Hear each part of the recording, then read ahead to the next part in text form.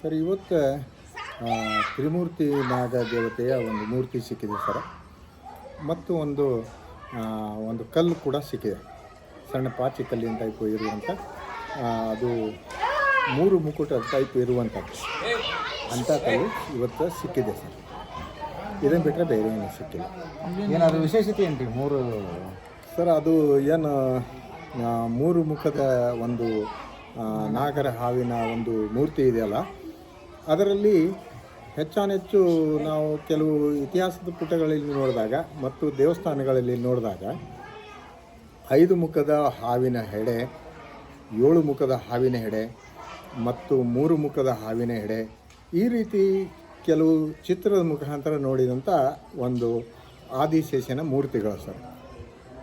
ಇಂತಹ ಮೂರ್ತಿಗಳು ದೇವಾದಿದೇವತೆಗಳ ಕಾಲದಲ್ಲಿ ಕಾವಲಿಗರಾಗಿ ಏನಾದರೂ ಒಂದು ಸಂಪತ್ತಿದ್ದಲ್ಲೇ ಅಥವಾ ಒಂದು ದೇವತೆಯ ಒಂದು ಅನುಗ್ರಹದಿಂದ ಅವರ ವಿಷ್ಣುವಿನ ಪಾದದ ಕೆಳಗೆ ಅವು ಆಸನ ಆಗಿ ಇರ್ತಿದ್ವು ಅಂತ ನಾವು ಇತಿಹಾಸದ ಪುಟಗಳಲ್ಲಿ ನೋಡಿದೆವು ಸರ್.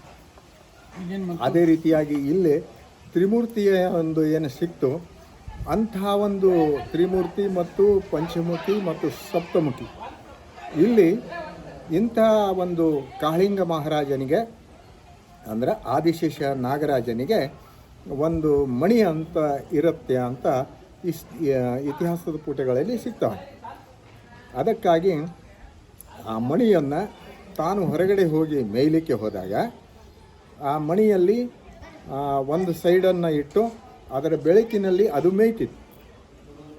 ಮತ್ತು ಆ ಮಣಿಯನ್ನು ನಮ್ಮಂಥವ್ರು ಯಾರಾದರೂ ತೆಗೆದುಕೊಳ್ಳಿಕ್ಕೆ ಹೋದಾಗ ಅವರು ಯಾರಿಗೂ ಉಳುಗಾಲ ಇಲ್ಲ, ಅವರು ಸತ್ತು ಹೋಗುವಂಥ ಸ್ಟೇಜು ಇರ್ತಿತ್ತು.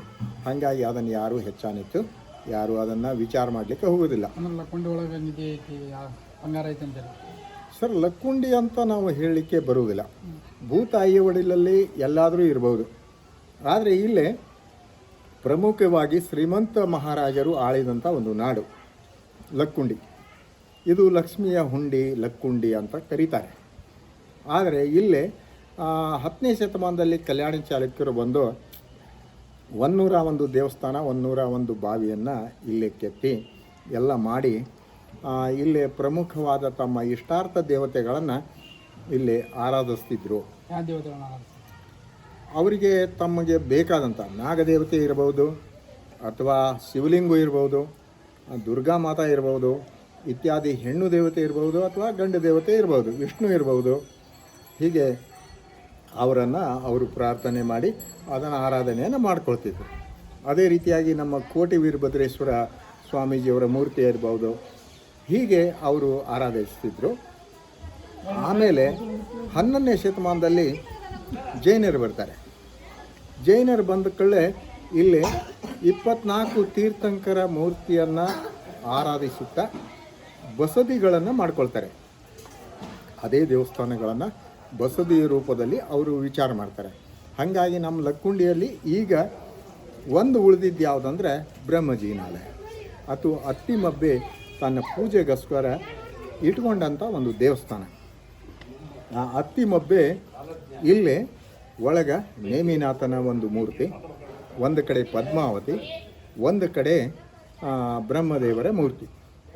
ಹೀಗೆ ಚತುರ್ಮುಖ ಬ್ರಹ್ಮ ಅಲ್ಲಿ ಕೂಡ ಅದರ ಮೂರ್ತಿ ಇದೆ.